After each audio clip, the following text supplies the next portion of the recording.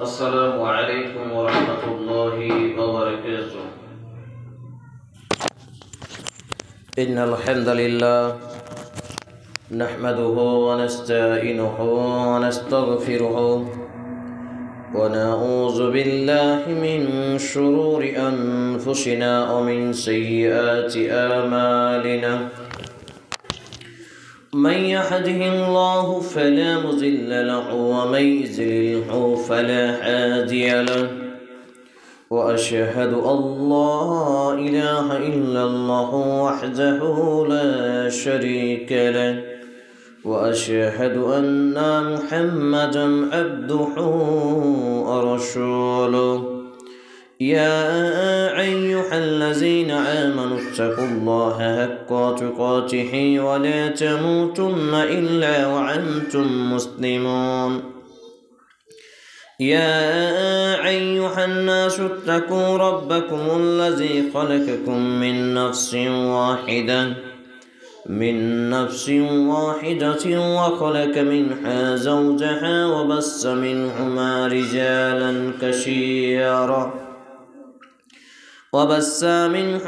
رجالا كثيرا ونساء واتقوا الله الذي تساءلون به والأرحام إن الله كان عليكم رقيبا.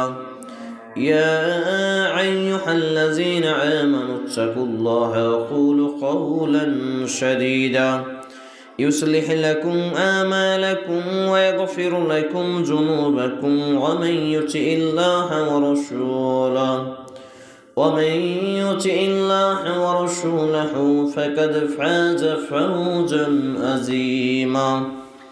أما بعد فإن خير الحديث كتاب الله وخير الهدي هدي محمد صلى الله تعالى عليه وسلم وشر الأمور محدثاتها وكل محدثات بدعة وكل بدعة ضلالة وكل ضلالة في النار. قال الله تعالى في كلامه المجيد والفرقان الحميد: أعوذ بالله السميع العليم من الشيطان الرجيم. إن الدين عند الله الإسلام. وقال الله تعالى في كلامه المجيد والفرقان الحميد: أعوذ بالله السميع العليم من الشيطان الرجيم.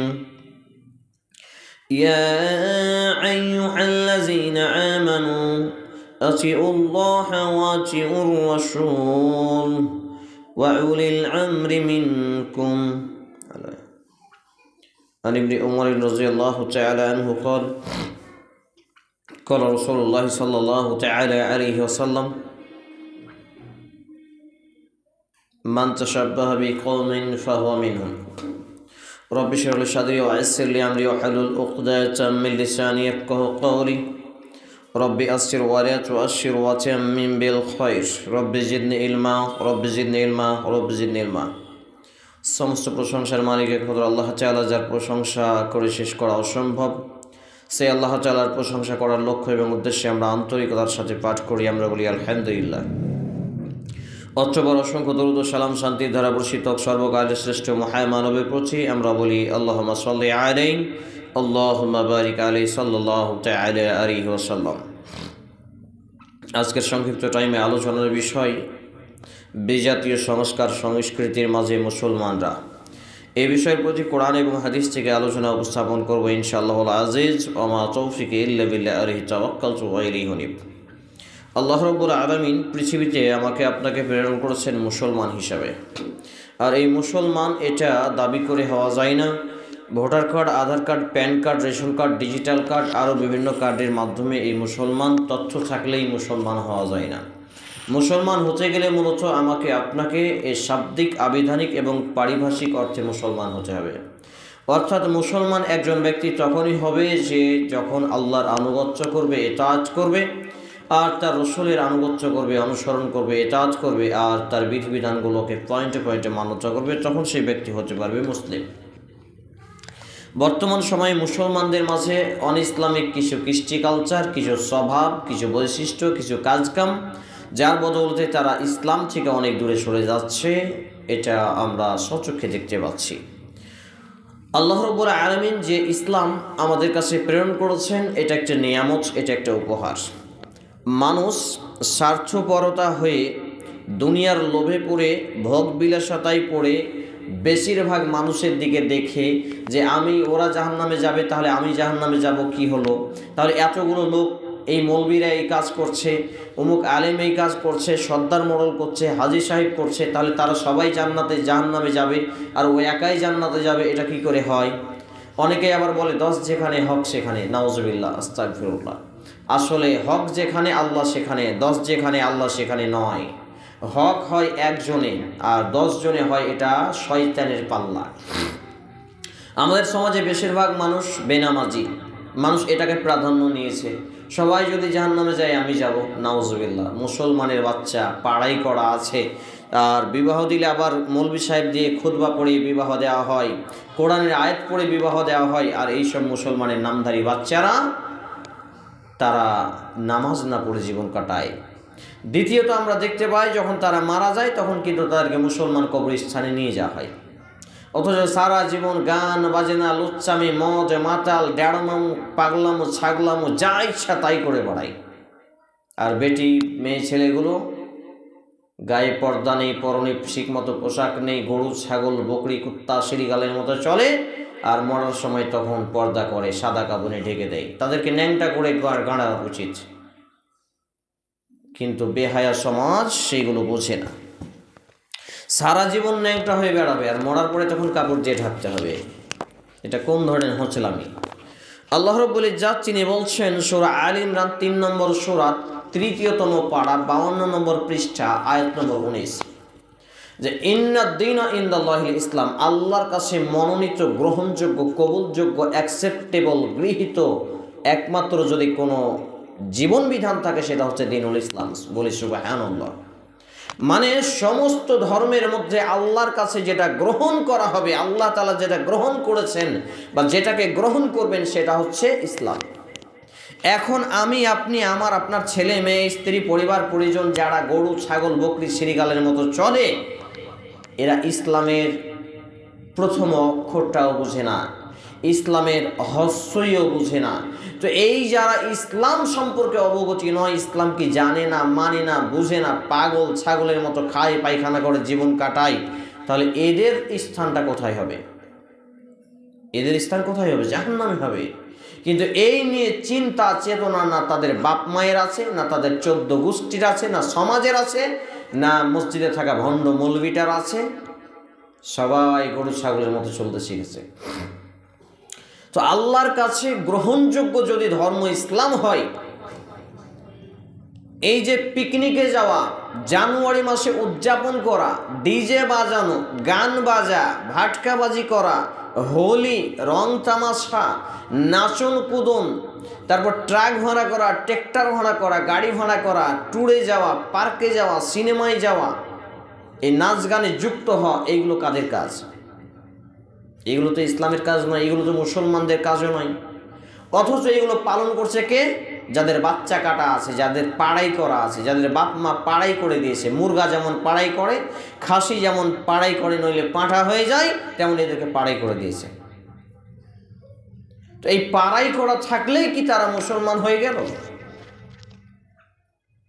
যাদের স্বভাব, যাদের চরিত্র, কিছু কিছু খাসি আছে পাড়াই করলেও পাঁঠার চরিত্রই থেকে যায়, তার চরিত্রটা পাঁঠার মতোই থাকে, ওই বকরির পাশেই দৌড়িয়ে বেড়ায়।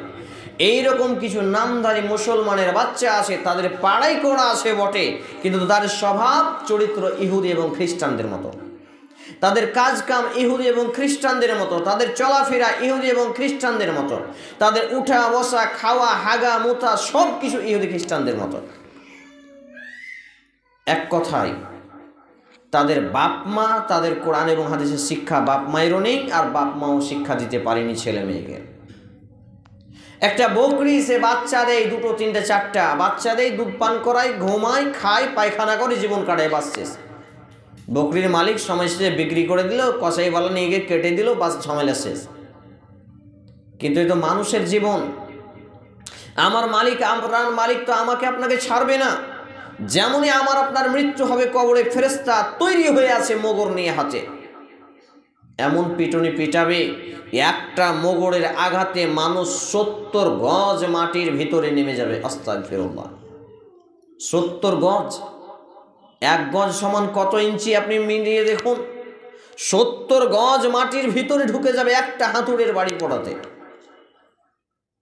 এত ভয়ঙ্কর ভয়ঙ্কর ফেরেশতা থাকবে, মানুষ তাদের দিকে চেহারা দেখেই ভয়ে আতঙ্ক হয়ে যাবে। নবী মুহাম্মদ রাসূল সাল্লাল্লাহু আলাইহি সাল্লাম বলছেন, এই যারা কবরে যাদের শাস্তি দেওয়া হয় তাদের চিৎকার এত বেশি হবে, পৃথিবীতে যত গাছপালা, নদী নালা, পশু প্রাণী, খাল বিল, জড় পদার্থ, জীব সব কিছু শুনতে পাবে, শুধু মানুষ আর জিন ছাড়া। মানে পৃথিবীর পূর্ব প্রান্তে যদি কোনো কিছু হয়, মনে করুন মক্কা, মদিনা, আমেরিকা, থাইল্যান্ড, নিউল্যান্ড, কোনো জায়গায় যদি কিছু হয়, যে কোনো জায়গায় যদি কিছু ঘটে, যদি কবরের শাস্তি হয়, আমি আপনি এখান থেকে আমার আপনার গরু, ছাগল, পশু প্রাণী শুনতে পাই। এত চিৎকার, এত ভয়ঙ্কর আওয়াজ হয়। কিন্তু মানুষ আর জিনকে আল্লাহ তাআলা শোনার শক্তি দেননি। মানুষ আর জিন যদি শুনতে পেত, তাহলে মানুষরা তাদের মৃত ব্যক্তিকে কবরে রাখত না, এমনিতেই ভয়ে ভয়ে দূরে থাকত। আল্লাহ তাআলার কাছে একমাত্র যেটা গ্রহণযোগ্য ধর্ম, সেটা হচ্ছে ইসলাম। এই ইসলামের মধ্যে কি বন্ধন লোন হারাম নয়? এই ইসলামের মধ্যে কি গোষ্ঠী লোন হারাম নয়? এই ইসলামের মধ্যে কি বিড়ির উপার্জন হারাম নয়? বিড়ির ব্যবসা, বিড়ি বাঁধতে দেওয়া, বিড়ি বাঁধা, বিড়ির পাত্তামুখ বিক্রি করা, এর নাড়াচাড়া সবই হারাম, কাবিরা গুনাহ। আপনার যেটা মসজিদ কমিটি, আপনার যে মসজিদ কমিটির সভাপতি, সেই বিড়ির উপার্জন হারামের কামাই না খেলে তার চলে না। আপনার মসজিদের সেক্রেটারি সুদের কারবার না করলে তার খাবার জুটে না। আপনার গ্রাম্য সর্দার মডল বিড়ির উপার্জন না খেলে তার জীবন চলে না। তারা গলা বাজাবে কি করে? তারা সমাজে ভালো কথা বলবে কি করে? সে তো নিজেই হারামখোর। হারামখোর মানুষকে কি হালালের কথা বলতে পারে? হারামখোর কখনো হারামের কথা মানুষকে বলতে পারবে না, কারণ মানুষ তার মুখে জুতা ঘষে দেবে। হালালখোর হতে হবে, তারপর গলাবাজি করতে পারবে, নইলে গলাবাজি খাটবে না মানুষের কাছে। আমি যদি আমার বাড়িতে বিড়ি রেখে এই কথা বলতাম, আমাকে মানুষ জুতা স্যান্ডেল মারত। এলাকা থেকে কত মানুষ আমার বাড়ি গেছে ওর স্ত্রীকে বিড়ি বাঁধায় কিনা একটু দেখতে, একটু জানবে। যদি জেনে নেয় যে বিড়ি বাঁধায়, তাহলে কি ধোলান দিবে আল্লাহ জানে। কিন্তু কোনো অপশন নেই। না খেয়ে শুকিয়ে শুকিয়ে যদি আপনার শুক্তি মাছ এর মতো যদি মারা যায়, ইনশাআল্লাহ তাআলা না বিড়ি বাঁধাবো, না গোষ্ঠী লোন নিব, না বন্ধন লোন নিব, না সুদের কারবারে যাব। মরে যাব, মাটিতে খেয়ে নেবে, বাস ঝামেলা শেষ। জাহান্নামে তো যেতে হবে না। কিন্তু আজকে নামধারী ন্যাংটার বাচ্চা ন্যাংটা, ছোট লোকের বাচ্চা ছোট লোক, বাইন্নের বাচ্চা বাইন্যা, ছাগল পাগলের বাচ্চারা মুসলমানের বাচ্চা দাবি করে, তারা একটাও হারাম ছাড়তে পারে না। এক কান দিয়ে শুনে আর এক কান দিয়ে বেরিয়ে যায়। লজ্জা নেই, হায়া নেই, শরম নেই, বেহায়া, নির্লজ্জ, জানোয়ার, পশু প্রাণী, কুকুর, শৃগাল, শরীর থেকেও খারাপ এরা। কে বলছে? আল্লাহ বলছেন। আল্লাহ তাআলা বলছেন কুরআনুল কারীম, এটা হচ্ছে সূরা আল আরাফ, সূরা নম্বর 7, আয়াত নম্বর 179। খুলে দেখেন, বাংলা অনুবাদ খুলে দেখেন। আপনি পড়তে না পারেন, কাউকে দিয়ে পড়ান। যে আমি তো মিথ্যা কথা বলতে পারি, তো কাউকে দিয়ে পড়ান না। কাউকে দিয়ে পড়ালেই তো আপনি দেখতে পাবেন যে আমি সত্য বললাম না মিথ্যা বললাম। আরে আপনি কাউকে পড়াতে পারেন না, আপনার মৌলভী সাহেবটাকে যে জিজ্ঞেস করেন যে হাবিবুল্লাহ এরকম কথা বলছিল, কথাটা সত্য না মিথ্যা, কোরআনে এটা আছে না নিজে থেকে বানিয়ে বলেছে? আল্লাহ তাআলা বলছেন ওয়ালাকাদ জারানা লিল জাহান্নামি কাসীরাম মিনাল জিন্নি ওয়াল ইনস। আল্লাহ তাআলা বলছেন, আমি বহু মানুষকে এবং জিনকে সৃষ্টি করেছি জাহান্নামের জন্য। তাদের বৈশিষ্ট্য আল্লাহ তাআলা বলছেন যে তাদেরকে আমি অন্তর দিয়েছি, যেই অন্তরটা ভালো মন্দ, পাপ পুণ্য, হালাল হারাম, জায়েজ না জায়েজ, বৈধ অবৈধ এটা বিচার করবে। রাস্তা দিয়ে হাঁটছেন, যদি দেখেন ছোট ছেলে একটা পায়খানা করেছে রাস্তায়, পায়খানার উপরে আপনি পা দেন না, কারণ ওটা নোংরা, আপনি পাটা টপকে যান, রাস্তা কেটে যান। কিন্তু বিড়ির উপার্জন হারাম, সুদের লেনদেন হারাম, তারপর আপনার বন্ধন লোন হারাম, গোষ্ঠী লোন হারাম, বেপর্দা হয়ে চেহারা খুলে বোরখা ছাড়া বাড়ির বাইরে যাওয়া হারাম, দেবরের সাথে কথা বলা হারাম, দেবরের সামনে মুখ উদাম করা হারাম, বুক উদাম করা হারাম, পেট উদাম করা হারাম। কই লজ্জা শরম তো একদিনও জাগলো না। আরে বাপ মাই তো বুঝে না, ছেলে মেয়ে কী করে বুঝবে? বাপই কোনোদিন জানেনি ইসলাম, মা কি করে জানবে? মাই কোনোদিন জানে না ইসলাম কি, তাহলে ছেলে মেয়ে কী করে জানবে? এইভাবে যদি জীবন কাটে তাহলে কি করে হবে? তারপর আল্লাহ রাব্বুল আলামিন বলছেন, তাদের বিবেচনা করে না, ভালো মন্দ পার্থক্য করে না, কোরআন এবং হাদিস দিয়ে তারা বিবেচনা করে না, উপলব্ধি করে না। এরপর তাদেরকে যে চক্ষু দেওয়া হয়েছে, তাদের যে চোখ দেওয়া হয়েছে, এই চোখ দিয়ে তারা দেখে না। কি দেখে না? কোরআনের আয়াতগুলোকে দেখে না। আল্লাহ এটাকে হালাল বলেছেন, এটাকে হারাম বলেছেন, এটাকে নাজায়েজ বলেছেন, এটাকে জায়েজ বলেছেন। রাসূলুল্লাহ সাল্লাল্লাহু আলাইহি সাল্লাম এটাকে হারাম বলেছেন, এটাকে নাজায়েজ বলেছেন, এটাকে বিদআত বলেছেন। এটা তারা চোখ দিয়ে দেখে না। তাদেরকে কান দেওয়া হয়েছে, কিন্তু কান দিয়ে তারা শোনে না। কান দিয়ে গান শুনে, গীবত করে, গীবত শুনে, চুগলখড়ি করে, চুগলখড়ি শুনে, মানুষকে কিভাবে ঠকাতে হবে, ধোঁকা দিতে হবে, বেঈমানি করতে হবে, কারো নামে মানহানি করতে হবে, এইগুলো শুনে। কিন্তু কোরআন হাদিসের কথা শুনে না। একটু কড়া ভাষায় কথা বললে কথা শুনে না। কোরআন হাদিসের সত্য কথা বললে কথা ভারী লাগে, মানে একটু ভালো কথা, সত্য কথা ঝাল লাগে। শুধু কাঁচা লঙ্কা শুকা লঙ্কায় ঝাল নয়, হক কথাও মানুষের কাছে ঝাল এবং তিতা। শুধু নিম গাছে তিতা নয়, মাহা তিতাই তিতা নয়, মানুষের কাছে হক কথা, সত্য কথাটাও তিতা। এই যারা গরু ছাগলের মতো চলে তাদের কাছে এই কোরআনের আয়াতটাও তিতা। তারপর আল্লাহ রাব্বুল আলামিন তিনি বলছেন, উলাইকা কাল আনআম বাল হুম আযাল উলাইকা হুমুল গাফিলুন।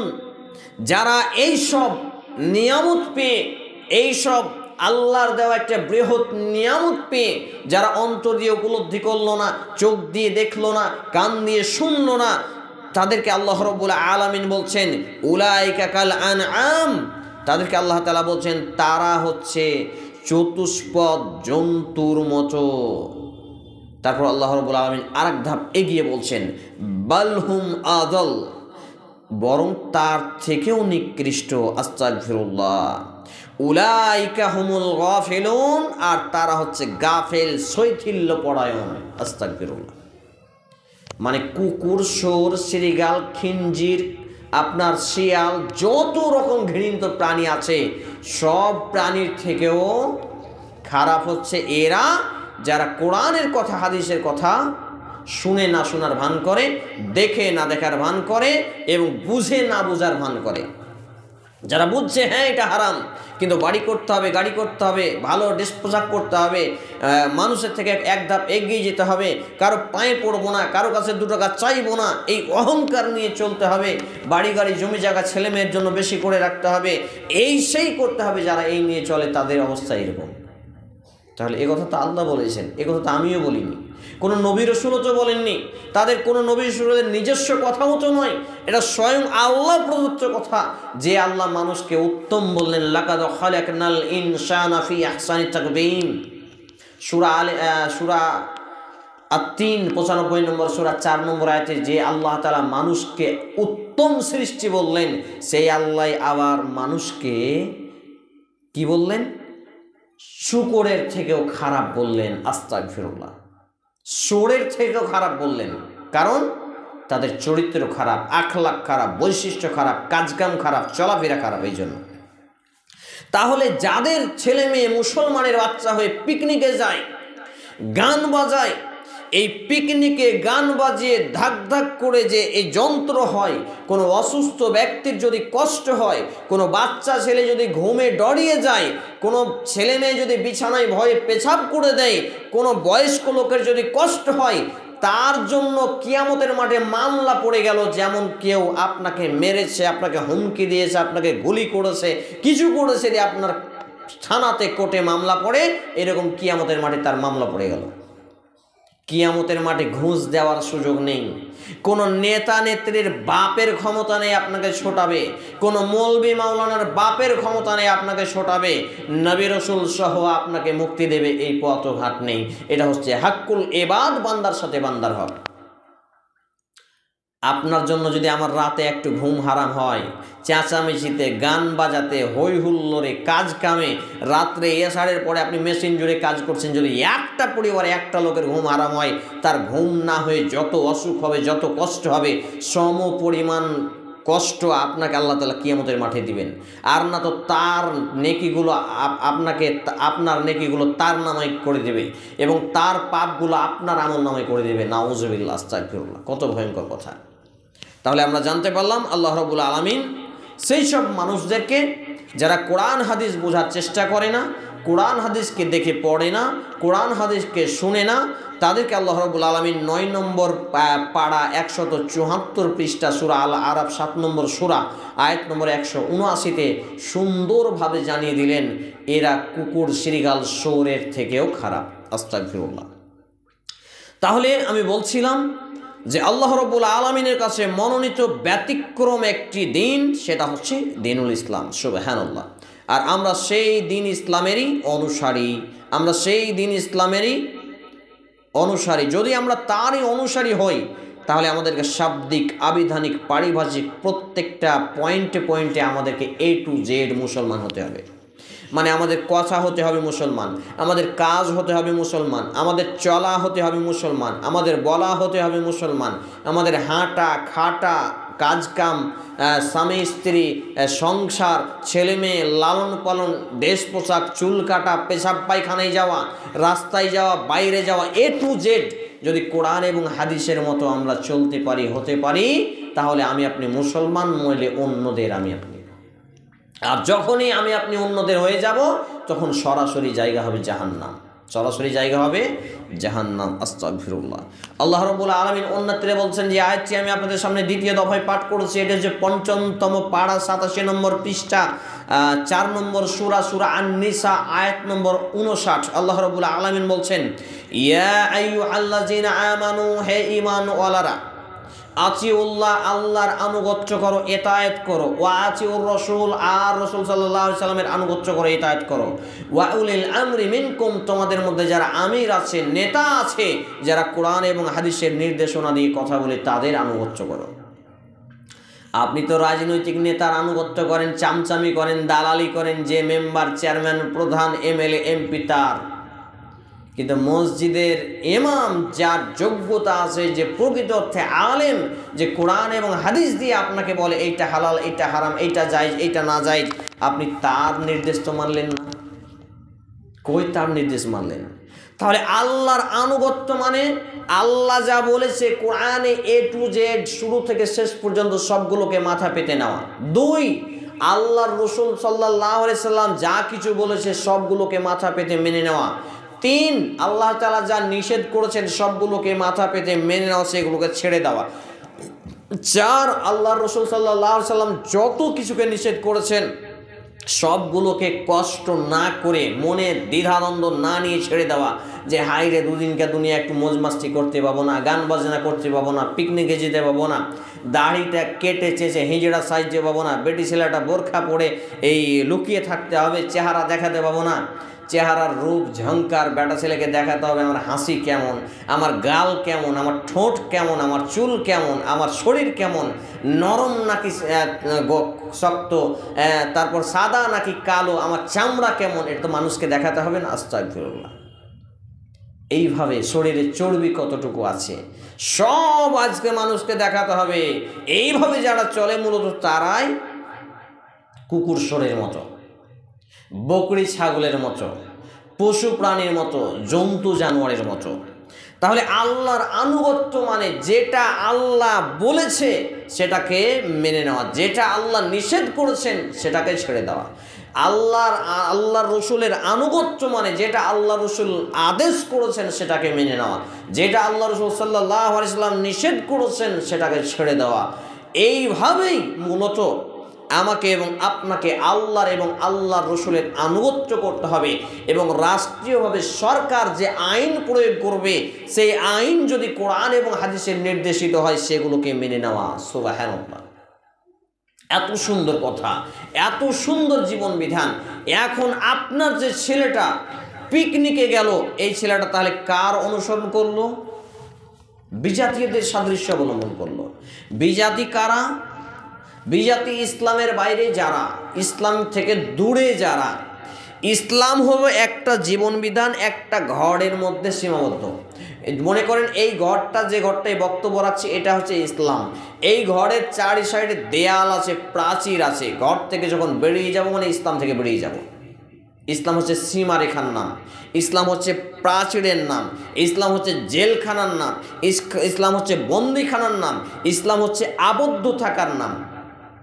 আর আপনি আপনার বেটি বোরখা 14 গোষ্ঠী পর্যন্ত পড়তে জানেন না। আপনি আপনার বহু, আপনার তারপর কি বলছে, আপনার বোন 7 গোষ্ঠী পর্যন্ত বোরখা পড়ার নিয়ম জানে না। কোনো রকমের টানা হাঁচড়া করে যদি একটু দাড়িওয়ালা ছেলের, নামাজি ছেলের সাথে বিয়ে হয়ে যায়, তখন বোরখা পড়ছে তো বোরখা ফ্যাশন, পাথর লাগা, চিকচিক করছে। বোরখা টাইট, শরীরে উঁচু নিচু জায়গা বোঝা যাচ্ছে। বোরখা পড়েছে তো পড়েছে, গোটা শরীর ঢেকেছে, আবার মুখটা কেমন সুন্দর এটা দেখার জন্য খুলে রেখেছে।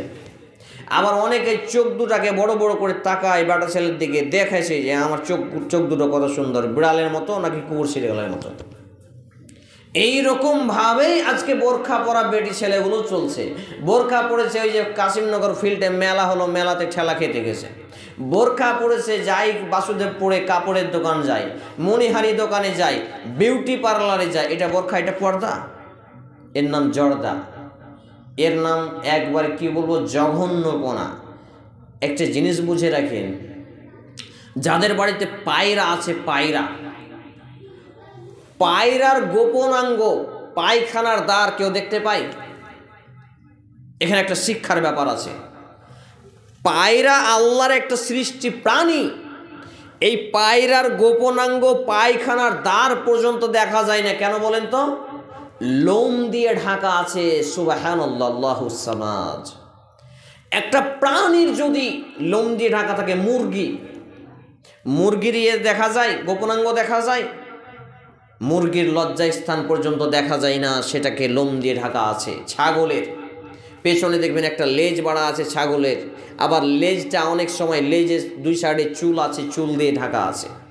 প্রত্যেকটা প্রাণীর দেখবেন লজ্জা স্থানকে আল্লাহ তাআলা ঢেকে দিয়েছেন। একমাত্র ব্যতিক্রম সৃষ্টি কুত্তার কুত্তি, যাদের লজ্জা স্থান ঢাকা নেই। আস্তাগফিরুল্লাহ।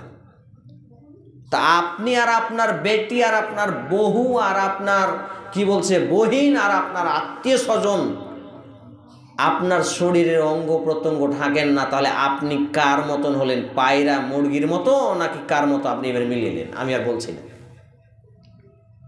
তাহলে একটা পায়রা, একটা মুরগি, একটা হাঁস, তার পুরো শরীরের লোম দিয়ে ঢাকা আছে, মানে এটা পর্দা। আল্লাহুস সামাদ। আর এই পর্দার বিধান লঙ্ঘন করে মেয়েরা যাচ্ছে বন্ধন লোন নিতে, মেয়েরা যাচ্ছে গোষ্ঠী লোন নিতে, মেয়েরা যাচ্ছে বন্ধন লোনের এই কিস্তি জমা দিতে। খাট শোকেস গোদরেজ নিয়েছে কিস্তিতে, এটাও যে সুদ জানে না, ও জানে না, ওর বাপ জানে না, ওর স্বামী জানে না, ওর ছেলে জানে না, ওর মসজিদে থাকা মৌলবিটাও জানে না। এত ডেড়মা। এই যে ছাগলের বাচ্চা যাচ্ছে গান বাজিয়ে, এগুলো ছাগলের বাচ্চা।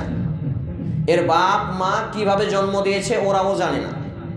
ফিল্ম দেখে জন্ম দিয়েছে নাকি দোয়া পড়ে জন্ম দিয়েছে আল্লাহই জানে। যদি তার বাপ মা সঠিকভাবে জন্ম দিত, তাহলে তার ছেলে মেয়ে এরকম কুত্তা শ্রীগালের মতো রাস্তা গান বাজিয়ে ডিজে বাজিয়ে এভাবে চলাচল করতো না। যারা এই কাজ করছে তাদেরকে রাস্তায় দাঁড় করে কুত্তা পিটা করে পিটা উচিত। কিন্তু কুত্তা পিটা করে পিটবে কে? গ্রামের সর্দারের বেটাই তো ওই রকম লুচ্চা, না তো মাতাল, না তো গুন্ডা, না তো ছ্যাঁচর, না তো চোর। মসজিদ কমিটির ছেলেই তো ওই রকম বাটপার, চোর, লুচ্চা, লাফাঙ্গা। মসজিদের মৌলবিটার ছেলেই তো বেনামাজি, দাড়ি কাটা, বিভিন্ন গান বাজনাতে যায়। তাহলে কে পিটাবে? সমাজ গরু ছাগল পশু প্রাণী কুকুর শ্রীগালের মতো চলছে। মানুষের মতো চলে না। তাহলে যারা কুকুর শ্রীগালের মতো চলছে তারা মানুষদেরকে কি করে বলবে যে মানুষ হও? এমনিতেই চলছে। আর কিছু মানুষের স্বভাব হচ্ছে যা বলবে বলুক, লজ্জা শরম বিলিয়ে দিয়েছি, পরিবর্তন হওয়ার কোনো রাস্তা নেই।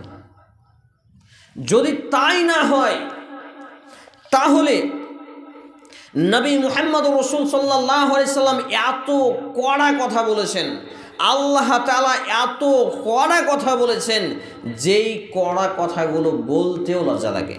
আল্লাহ তাআলা বলছেন, তোমরা সীমা লঙ্ঘনকারীদের প্রতি আসক্ত হয়ে পড়ো না, অনুসরণ করিও না, অন্যথায় অগ্নি তোমাদেরকে স্পর্শ করবে, আর এই অবস্থায় আল্লাহ ব্যতীত তোমাদের কোনো বন্ধু এবং সাহায্যকারীও তোমরা পাবে না। বলি নাউজুবিল্লাহ। এটি হচ্ছে সূরা আল হুদ 11 নম্বর সূরা, আয়াত নম্বর 113 এবং 112। তারপর 12তম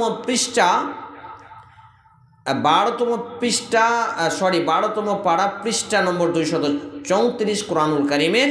তাহলে আল্লাহ রাব্বুল আলামিন সীমা লঙ্ঘন বলতে এখানে ইহুদি এবং খ্রিস্টানদের কথা বললেন। আপনার ছেলেটা চুল কেটেছে ইহুদি খ্রিস্টানদের মতো। ইসলামের আদর্শ হচ্ছে সিম্পলভাবে চুল কাটবে। আপনার ছেলেটা জাগার জায়গা চুল কেটেছে, জাগার জায়গা চুলকে রঙিয়েছে, ইহুদি খ্রিস্টান হয়ে গেছে। আপনার ছেলেটা দাড়িকে চেঁচেছে, সে ইহুদি খ্রিস্টানের দলে চলে গেছে। কারণ দাড়ি রাখা হচ্ছে ইসলামের অংশ, দাড়ি রাখা হচ্ছে পুরুষের বৈশিষ্ট্য, দাড়ি রাখা হচ্ছে ফরজ। কিন্তু আপনার ছেলেটা দাড়িকে ছিলে ফেলেছে, চেঁচে ফেলেছে, মানে হিজড়া সাজিয়েছে। আপনার ছেলেটা নামাজ পড়ে না, মানে সে ইহুদি খ্রিস্টানের দলে চলে গেছে, সে আর মুসলমানের দলে নেই। আপনার মেয়েটা বরখা পড়ে না, মানে সে এখন ইহুদি খ্রিস্টানদের মেয়ের মতো হয়ে গেছে, মুসলমানদের মেয়ে নেই। আপনার মেয়েটা বেটা ছেলের মতো হাটে যায়, বাজারে যায়, এখানে যায়, সেখানে যায়, সবজিওয়ালার কাছে যায়, মনিহারিওয়ালার কাছে যায়, ও এখন আর মুসলমানের বাচ্চা নয়। যদিও তাহাজ্জুদ পড়ে জান্নাতে যাওয়া সম্ভব নয়, 72 বার যদিও হজে যায় সম্ভব নয়। তাহলে টাকা হলেই হজ করে আসতে পারে, মন চাইলেই তাহাজ্জুদ পড়তে পারে, আর নামাজি হলেই জান্নাতে যাবে এমনটি নয়। নামাজি হলো মানে সে এখন ইসলামের মধ্যে ঢুকলো, নামাজ পড়ে না মানে ইসলাম থেকে বেরিয়ে গেল। তারপর আল্লাহ রাব্বুল আলামিন আমাদেরকে আপনাকে যে সতর্কতা স্বরূপ জানিয়ে দিলেন, যদি আমার আপনার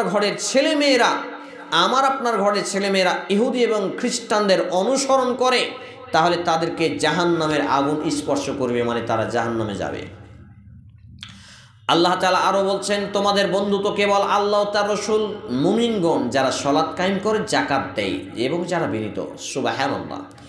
আর যে আল্লাহ তার রাসূল মুমিনগণকে বন্ধুরূপে গ্রহণ করে, তবে নিশ্চয় তারা আল্লাহর দলে, আর আল্লাহর দলই হয় বিজয়। সুবহানাল্লাহ। আপনার ছেলে মেয়েটার বন্ধুকে লুচ্চা, লাফাঙ্গা, চোর, বাটপার, বেঈমান, মদখোর, সুদখোর, যত রকমের অন্যায়কারী আপনার ছেলেটা তার বন্ধু। ছোকরার মতো চুল কাটা আছে, হেজড়ার মতো কান ফোড়া আছে, হাতে বেটি ছেলের মতো চুড়ি পড়া, বালা পড়া আছে, এই সব ছেলেগুলো আপনার ছেলের বন্ধু। আপনার মেয়ের বান্ধবীকে যে জিন্স প্যান্ট পরে, বেটা ছেলের মতো ডিস্কো পরে, যে আপনার উঁচা উঁচা স্যান্ডেল পরে, ঠোঁটে লিপস্টিক লাগায়, চুলগুলো উদাম করে চলে, বুকে কোনো ওড়না লাগে না, পর্দা কি তার বাপ 14 গোষ্ঠীও জানে না, এইটা হচ্ছে আপনার মেয়ের বান্ধবী। তাহলে যারা এদেরকে বন্ধু বান্ধব করবে তাদের জায়গা কোথায়? জাহান্নামে। পরিবর্তে যারা আল্লাহকে বন্ধুরূপে গ্রহণ করবে, মানে আল্লাহর বিধানকে মেনে নেবে, আল্লাহর রসুলকে বন্ধুরূপে গ্রহণ করবে, মানে তার সুন্নাতকে মেনে চলবে, আর মুমিনগণকে যারা বন্ধুরূপে গ্রহণ করবে, মানে আল্লাহ তার রসুলের মতো, আল্লাহ তার রসুলের বিধানের মন মতো যারা চলে, তাদেরকে যারা বন্ধুরূপে গ্রহণ করবে তারা হলো বিনীত। আর যারা এদেরকে বন্ধুরূপে গ্রহণ করে তারা হচ্ছে বিজয়, তারা আল্লাহর দলের লোক। সুবহানাল্লাহ। এটি বর্ণিত হয়েছে কোরআনুল কারীমে 5 নম্বর সূরা, সূরা আল মাইদা 55 এবং 56 নম্বর আয়াত, 6তম পারা পৃষ্ঠা নম্বর 117। এরপরে যে হাদিসটি আমি আপনাদের সামনে পাঠ করেছি, নবী মুহাম্মদ রাসূল সাল্লাল্লাহু আলাইহি সাল্লামের বিশ্ববিখ্যাত সাহাবী ইবনে উমর রাদিয়াল্লাহু তাআলা আনহু তিনি বলছেন, আন ইবনে উমর রাদিয়াল্লাহু তাআলা আনহু قال رسول الله صلى الله تعالى عليه وسلم من تشبه بقوم فهو منهم উমর রাদিয়াল্লাহু তাআলা তিনি বলছেন, নবী মুহাম্মদ সাল্লাল্লাহু আলাইহি সাল্লাম বলেছেন, যেই ব্যক্তি যেই জাতির বিজাতীয় সাদৃশ্য অবলম্বন করলো সে তাদের দলভুক্ত হয়ে গেল। বলি নাউজুবিল্লাহ। বিজাতীয় সাদৃশ্য অবলম্বন করা মানে গান বাজা ইসলামের সাদৃশ্য নয়, মানে যাদের সাদৃশ্য হচ্ছে তাদের দলে। চুল যদি আপনার ছেলে অন্য রকম কাটে সে এখন তাদের, আপনার মেয়ে যদি বোরখা ছাড়া চলে সে এখন তাদের, আপনার মেয়ে, আপনার বৌমা, আপনার কেউ, আমার স্ত্রী যদি দেবরের সঙ্গে কথা বলে, দেবরের সঙ্গে কথা বলা ইসলামে হারাম। প্রয়োজনীয় কথা বলাও হারাম। প্রয়োজনীয় যদি কেউ মারা যায় তবুও দেবরের সঙ্গে যেতে পাবে না, দেবরের সঙ্গে চেহারা খুলতে পাবে না, কথা বলতে পাবে না, দেবরকে বাজার পাঠাতে পাবে না, দেবরের বাইকে চেপে আবার ভাবি যায়। লজ্জা শরম, হায়া শরম, জ্ঞান গরিমা কিচ্ছু নেই। গরু ছাগল পশু প্রাণীর মতো খায়, জীবন কাটায়। অনেক নারী আছে স্বামীরা যদি টাইট করতে চায় তাহলে উল্টা পেহিজ কথা শোনায়। এইসব নারীদের থাকার জায়গা সরাসরি হবে জাহান্নাম। কারণ নারী সে নিজে যাবে জাহান্নামে, কিন্তু স্বামী যদি তাকে কন্ট্রোল করতে না পারে, কন্ট্রোল করার চেষ্টা করছে, যত রকম পদক্ষেপ সব নিচ্ছে কিন্তু পারছে না, তখন ওই নারী তার বাপ মা আর বড় ভাইকে নিয়ে যাবে জাহান্নামে। কত বাপকে ভালোবাসে, মাকে ভালোবাসে, বড় ভাইকে ভালোবাসে, বিচারের মাঠে দেখবে। কিন্তু যদি স্বামীর আনুগত্য করে আল্লাহ রাসূলের বিধানকে মেনে নেয় তাহলে সে সবাইকে সঙ্গে নিয়ে জান্নাতে যেতে পারবে। আল্লাহুস সামাদ। তারপর আপনার মেয়েটা যদি বোরখা পরে চলে যায় পার্কে, যদি যায় সিনেমায়, যদি যায় এখানে ওখানে, তাহলে এটা ইসলামের সাদৃশ্য নয়, সে এখন তাদের যাদের সঙ্গে গেছে। আপনার মেয়েটা একটা চুড়িদার কিনেছে একটা অ্যাড দেখে, সিরিয়াল দেখে, ফিল্ম দেখে, আপনার ছেলেটা জিন্স প্যান্ট কিনেছে একটা ফিল্ম দেখে, তাহলে সে এখন তাদের। এক কথায় যে কাজ করবে A to Z, উঠা, খাওয়া, বসা, পেশাব, পায়খানা, ঘুমানো, আপনার মেয়েটা ছেলেটা 4 বছর 5 বছরের বয়স কোন দিকে মুখ করে মুততে হয় জানে না, আপনিও শিখিয়ে দেন না, আপনি আর আপনার ছেলে মেয়ে এখন তাদের, মুসলমানের নয়। আপনার ছেলে মেয়েটা পেশাব পায়খানা করে, ঠিকভাবে পানি খরচ করে না, পেশাব করে পানি নিতে হয় আপনিও জানেন না, আপনার ছোট্ট ছোট্ট ছেলে মেয়েও জানে না, বড় হয়ে শিখে নেবে বলছেন, তাহলে আপনি এখন মুসলমানের নয়, আপনার ছেলে মেয়ে মুসলমানের নয়। তাহলে মুসলমানের হতে হলে সাদৃশ্য প্রত্যেকটা কাজ কামে, কথা, উঠা বসা চলা, এটা মুসলমানের হতে হবে, ইসলামের মধ্যে হতে হবে। যদি না হয় তাহলে সে তাদের দলে চলে যাবে। কাদের দলে? যারা অমুসলিম, যারা ইসলামের বাইরে, যারা ইসলাম থেকে দূরে, তাদের দলে। আস্তাগফিরুল্লাহ, আস্তাগফিরুল্লাহ ওয়া আতুবু ইলাইহি, আস্তাগফিরুল্লাহ আল্লাযী লা ইলাহা ইল্লা হুয়াল হাইয়ুল কাইয়্যুম ওয়া আতুবু ইলাইহি। হাদিসটি বর্ণিত যে সুনানে আবু দাউদ গ্রন্থের অধ্যায় নম্বর 27 কিতাবুল লেবাস, পোশাক পরিচ্ছদ অধ্যায়ের হাদিস নম্বর 4031, আহমদ গ্রন্থের হাদিস নম্বর 50, সহিহুল জামে আশ-শাগীর গ্রন্থের হাদিস নম্বর 6025, এছাড়াও মিশকাতুল মাসাবি গ্রন্থের হাদিস নাম্বার 4347, হাদিস সম্ভার গ্রন্থের 1900, এছাড়াও 2137 এবং 3357 এবং 3358, বুলবুল মারাম গ্রন্থের হাদিস নাম্বার 1471, সুআবুল ঈমান গ্রন্থের হাদিস নাম্বার 98। এর মানে হচ্ছে হাদিসটার মর্যাদা কত, এত এত জায়গায় হাদিসটা এসেছে, মানে একটাই কথা বার বিভিন্ন জায়গায় এসেছে। মানে সতর্ক করা হচ্ছে যে তোমাদের কথা কাজ চলাফেরা A to Z কোনো সাদৃশ্য যেন অমুসলিমদের মতো না হয়ে যায়। যদি হয়ে যাও তাহলে তোমরা তাদের, যদি হিন্দুর মতো হয় হিন্দুদের, যদি খ্রিস্টানের মতো হয় খ্রিস্টানদের, যদি কোনো লুচ্চা লাফাঙ্গার মতো হয় তাদের, চোর ডাকাতের মতো হয় তাদের, মানে যা কিছু হবে যার সঙ্গে মিলবে তাদের। আস্তাগফিরুল্লাহ। মানে যখন তাদের হবে তখন তার থাকার জায়গায় কোথায় হবে? জাহান্নামে।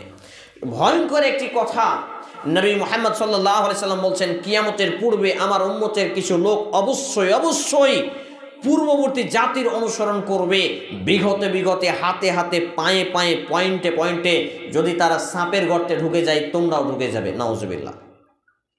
এই কথা শুনে আল্লাহ রাসূল সাল্লাল্লাহু আলাইহি সাল্লাম বলছেন যে, ইয়া রাসূলুল্লাহ, ইয়া হাবিবাল্লাহ, হে আল্লাহর নবী, হে আল্লাহর বন্ধু মুহাম্মদ সাল্লাল্লাহু আলাইহি সাল্লাম, আপনি কি ইহুদি নাসারা, ইহুদি খ্রিস্টানদের কথা বলছেন? তিনি বলছেন, ক্বালা নাম, হ্যাঁ, তাদের মধ্যে কার কথা? এরপর আরেক ধাপ এগিয়ে হাদিসটি বর্ণিত সহিহ মুসলিম গ্রন্থের হাদিস নাম্বার 2669 এবং সহিহুল জামে আশ-শাগীর গ্রন্থের হাদিস নাম্বার 5056 ক্রমিক নম্বরে। এরপরেও সাহাবী হুযায়ফা ইবনে ইয়ামান বলছেন, অবশ্যই অবশ্যই তোমরা পূর্ববর্তী জাতির পথ অবলম্বন করবে জুতার মাপের মতো।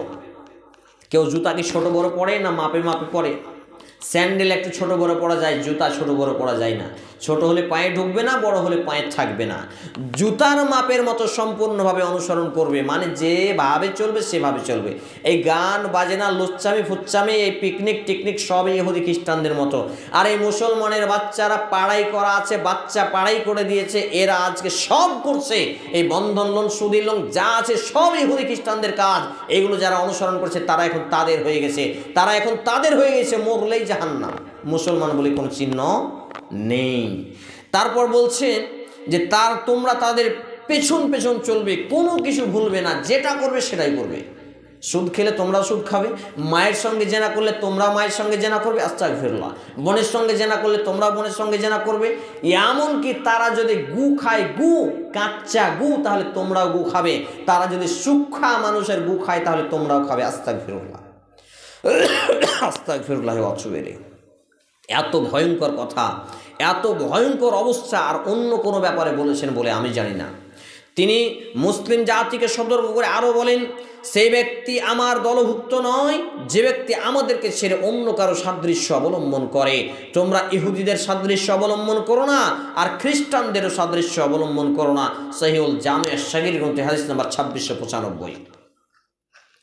ইহুদি খ্রিস্টানদের অনুসরণ করতে আল্লাহ রসুল নিষেধ করেছেন, এবং যদি কেউ অনুসরণ করে তাদের থাকার জায়গা জাহান্নামে বলেছেন। অথচ আপনার পরিবারের প্রত্যেকটা, আপনি সহ চলাফেরা, আপনি যে শাড়ি কাপড় পরে আছেন, এই শাড়ি কাপড় পরে আপনার পেট দেখা যায়, মাথা থেকে কাপড় পরে যায়, এই পোশাকটাও কিন্তু ইহুদি খ্রিস্টানের পোশাক। কথা কঠিন হয়ে গেল। আপনি বলবেন তাহলে কি পরবো? চুড়িদার, নাইটি, ম্যাক্সি, সালোয়ার কামিজ পরেন, বিভিন্ন কিছু পরেন, শাড়ি পরে আপনার মাথায় কাপড় থাকে না, আপনার পেটে কাপড় থাকে না, আপনার বুকে কাপড় থাকে না, আপনার গায়ে কাপড় থাকে না, তাহলে এটা কিসের পোশাক? ইসলামের পোশাক তো নয়। শাড়ি যদি পরতে হয় শুধু স্বামীর সামনে ঘরের মধ্যে পরতে হবে, দেবরের সামনেও শাড়ি পরে যাওয়া যাবে না। কটা মৌলবীর বুকের পাটা আছে ফতোয়া দিবে দোক। আজকে যদি মৌলবী ফতোয়া দেয়, কালকে তাকে ধাক্কা দিয়ে মসজিদ থেকে বের করে দিবে। ও তো পেট পূজারি, ও তো পেটের দায়ে মৌলবী। কার কথায় চলবি? জনগণের কথাই চলবে, মসজিদ কমিটির কথায় চলবে, আল্লাহ রসুলের কথায় থরি চলবে? তাহলে কত ভয়ঙ্কর কথা। এইভাবে একটা একটা করে দীর্ঘক্ষণ আলোচনা করা যায়। যতটি হাদিস এবং যতটি বিষয় আমি নোট করে নিয়ে এসেছি, যেহেতু আলোচনা বেশিক্ষণ করব না, আমি শেষমেশ যে কথাটি বলতে চাচ্ছি, এই জানুয়ারি মাসের যে আপনার উৎসবগুলো, জানুয়ারি মাসে পিকনিক সহ বিভিন্ন রকম যে উৎসবগুলো, জানুস নামক দেবতার নামকরণ থেকে এই জানুয়ারি মাসের নামকরণ হয়, সেইখান থেকে আবিষ্কৃত এটা একটা অংশ ইহুদি এবং খ্রিস্টান যারা নতুন হয়েছিল তাদের দ্বারা।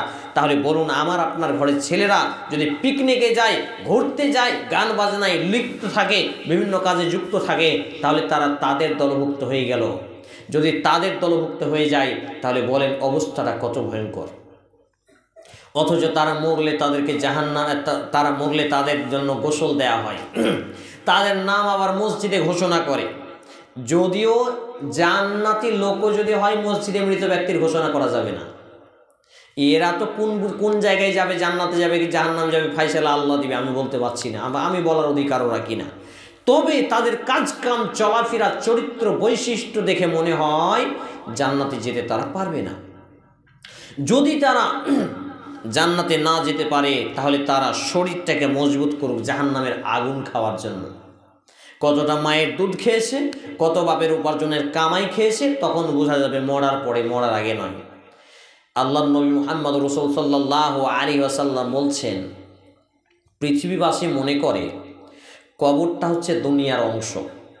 কবরের উপরটা দুনিয়ার অংশ হলেও কবরের ভিতরটা কিন্তু পরকালের অংশ। আল্লাহু আকবার। মানে কবরের ভিতরে যে কি শাস্তি দেওয়া হয় মৃত ব্যক্তিকে, পাপিষ্ঠ ব্যক্তিকে,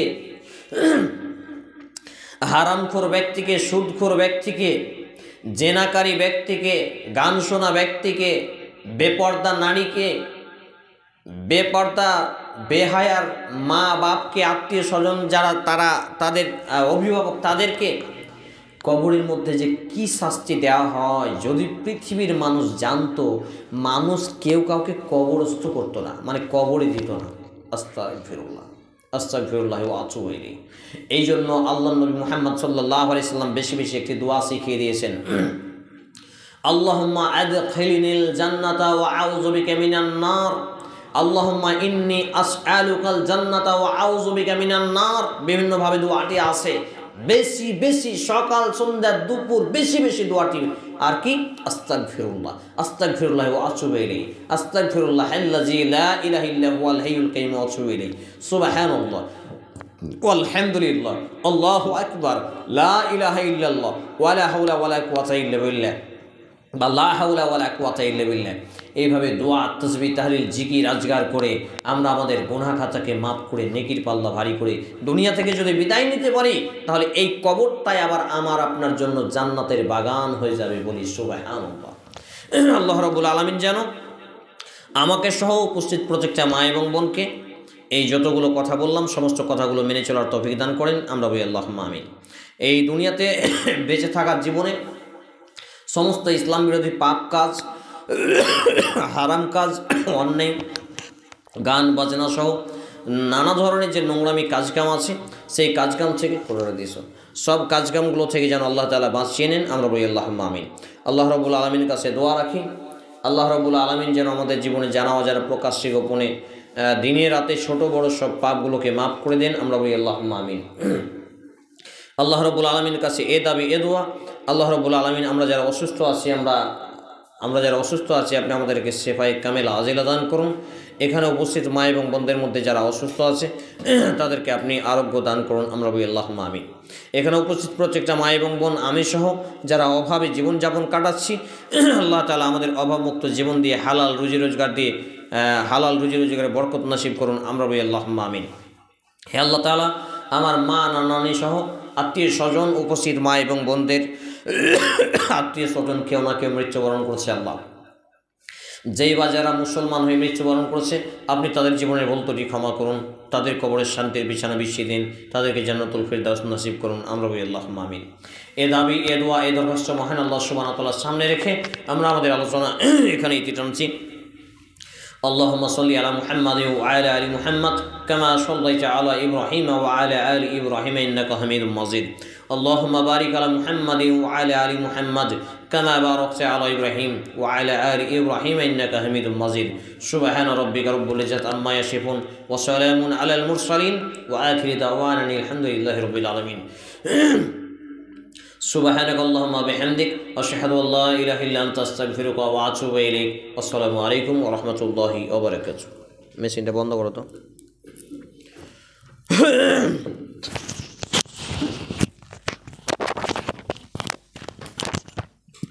চার্জে লাগিয়ে রাখো একটু। আধার কার্ডে রেট হয়ে আলো কালকে সকালে যদি জমা